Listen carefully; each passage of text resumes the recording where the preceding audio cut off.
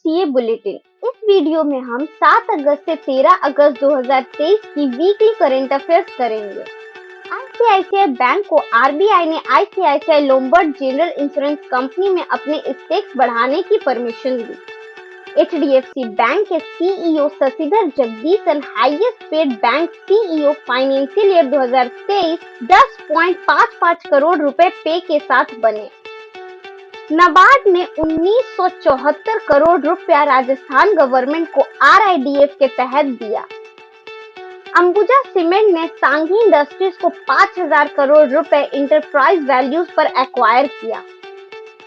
Postal life insurance ने direct incentive disbursement scheme अपने sales staff के लिए शुरू किया। एलआईसी ने जीवन किरण एक नई टर्म एश्योरेंस प्लान लॉन्च किया।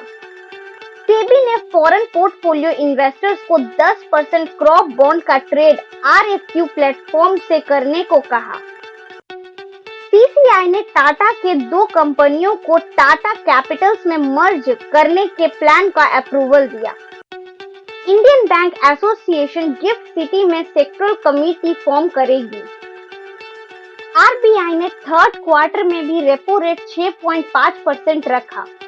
फाइनेंशियल ईयर 2024 में सीपीआई इन्फ्लेशन रेट 5.4% बढ़कर हो गया। एक्सिस बैंक ने मैक्स लाइफ के 7% स्टेक 1612 करोड़ रुपए में एक्वायर किया। एयरटेल पेमेंट्स बैंक ने इंडिया का पहला eco friendly debit card launch किया। AU bank 24x7 video banking service provide करने वाला इंडिया का पहला बैंक बना।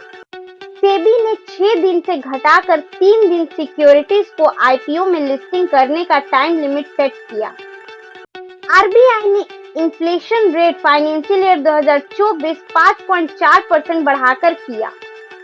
सेबी ने लार्ज फर्म के बोरोइंग्स का थ्रेशोल्ड 100 करोड़ से बढ़ाकर 500 करोड़ रुपए किए। सेबी ने एफबीआई के डिस्क्लोजर रिक्वायरमेंट में कुछ चेंजेस किए। बैंक ऑफ महाराष्ट्र ने होम और कार लोन्स में 20 बेसिस पॉइंट्स घटाया। सेबी ने जियो टैगिंग सॉल्यूशन को बूस्ट करने की बात कही। यूएन फूड एजेंसी ने बताया कि वर्ल्ड राइस प्राइस इंडेक्स ने 12 सालों के बाद सबसे ज्यादा डिमांड इस साल जुलाई में दर्ज किया। गवर्नमेंट को 1 लाख रुपए करोड़ का फाइनेंशियल ईयर 2021 के टैक्स में कॉर्पोरेट टैक्स में कटौती के कारण नुकसान हुआ। एनटीपीसी को 80 मेगावाट फ्लोटिंग सोलर प्रोजेक्ट का एमपी के ओमकारेश्वर रिजर्वायर का प्रोजेक्ट मिला। HCL टेक ने वेरिजोन बिजनेस के साथ $2 बिलियन का मैनेज नेटवर्क सर्विसेज के लिए डील साइन की। गवर्नमेंट ऑफ इंडिया ने शुगर मिल्स को एलोकेटेड क्वांटिटी का 90% सेल करने का ऑर्डर दिया। NCLT national company law tribunal ने $10 बिलियन का जी और सोनी के मेगा मर्जर का अप्रूवल दिया। IREDA ने all time high quarterly profit after tax 295 crore रुपए दर्ज किए और नेट एनपीएस घटाकर 1.61% हुआ। एनएचपीसी ने क्वार्टर फर्स्ट में सबसे ज्यादा प्रॉफिट आफ्टर टैक्स 1053 करोड़ रुपए का दर्ज किया। Apple supplier company Foxconn $500 million का इन्वेस्टमेंट तेलंगाना में करेगी। Union finance minister Nirmala Sitharaman ने आदिचनल्लूर म्यूजियम की नींव रखी, जिसमें 3000 साल पुरानी कलाकृतियां मौजूद है। पार्लियामेंट ने Delhi services bill GNCTD amendment bill pass किया।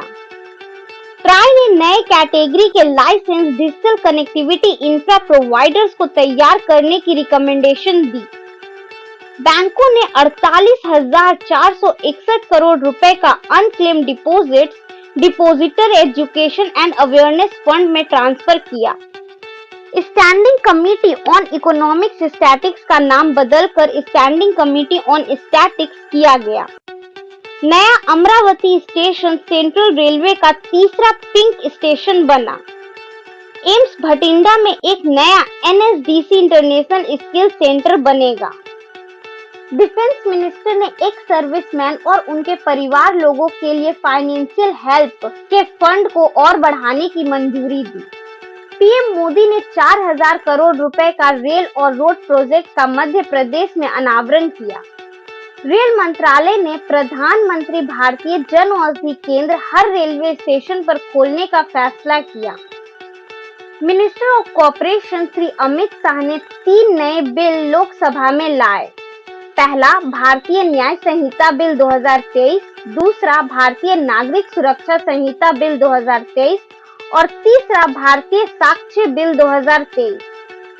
WHO ने कहा ट्रैचोमा को खत्म कर इराक दुनिया का 8वां देश बना। यूएस ने $200 मिलियन का फाइनेंशियल हेल्प यूक्रेन को इंडोनेशिया यूक्रेन वॉर के लिए करेगी।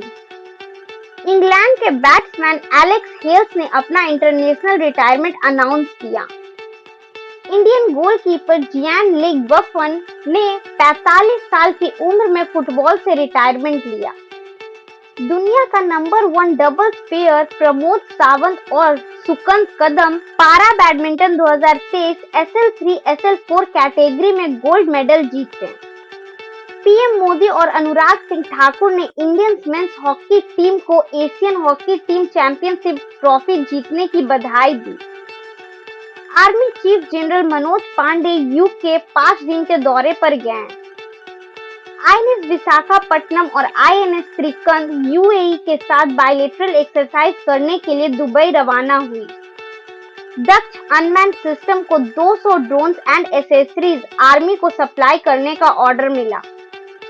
इंडिया, जापान, यूएस और ऑस्ट्रेलिया मलाबार नेवल एक्सरसाइज में हिस्सा लेगी। इंडियन नेवी यूएई के साथ जयेद तलवार बायलैटरल एक्सरसाइज करेगी। जयेश सैनी को ग्लोबल लीडर अवार्ड 2023 अफ्रीका में हेल्थ केयर बढ़ाने के लिए मिला। Union home ministers medal for excellence in investigation 2023 का अवार्ड 140 पुलिस कर्मियों को मिला। रक्षा मंत्री अमित शाह को टीम नाफीस NCRB में गोल्ड मेडल मिला। कंबोडिया के किंग ने हुन मनेत को नेक्स्ट पीएम नॉमिनेट किया। टेस्ला ने इंडिया ओरिजिन वैभव तनेजा को CFO नियुक्त किया। संजय कुमार अग्रवाल ने CBIC के चेयरमैन का पद ग्रहण किया। इंडियन ऑयल के चेयरमैन SM वैद्य को 1 साल का एक्सटेंशन मिला। SBI को अमित झिंगरन को as MD and CEO appoint करने का IRDAI से मंजूरी मिली। नेशनल हैंडलूम डे 7 अगस्त को मनाया जाता है। नेशनल जैवलिन डे 7 अगस्त को मनाया जाता है। वर्ल्ड बायोफ्यूल डे 10 अगस्त को मनाया जाता है।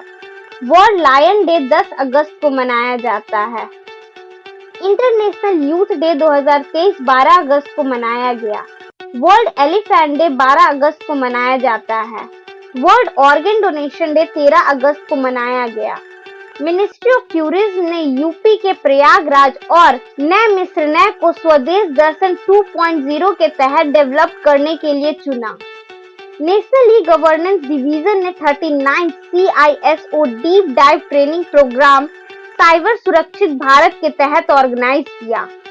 5.25 करोड़ से ज्यादा लोगों ने अटल पेंशन योजना में रजिस्ट्री करवाई।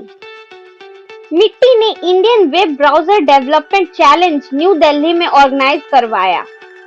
6 बायो CNG और 11,100 से ज्यादा small bio gas plant national bio energy programme के तहत इंस्टॉल किया जाएगा। MP कैबिनेट ने 6,000 करोड़ रुपए का वितरण चीफ मिनिस्टर्स किसान कल्याण योजना के तहत किसानों को करेगी। DPIIT और मिनिस्ट्री ऑफ रूरल डेवलपमेंट ने साथ मिलकर 1 डिस्ट्रिक्ट 1 प्रोडक्ट वॉल सरस आजीविका स्टोर के तहत लॉन्च किया। Investor education and protection fund authority and CSC ने मिलकर निवेशक सारथी वैन्स को दिल्ली NCR में लॉन्च किया। मेगा वाइल्ड पाम प्लांटेशन 11 शहरों के 49 डिस्ट्रिक्ट में ऑर्गेनाइज करेगी। श्री धर्मेंद्र प्रधान ने DBT इन NAPS लॉन्च किया इंडिया के इकोसिस्टम को मजबूत बनाने के लिए। मॉर्गन स्टैनली ने इंडिया को इमर्जिंग मार्केट लिस्ट में टॉप पर रखा। वॉलमार्ट ने फॉर्च्यून ग्लोबल 500 लिस्ट 2023 में टॉप किया। जल जीवन सर्वेक्षण 2023 में श्रीनगर ने पहला रैंक लाया।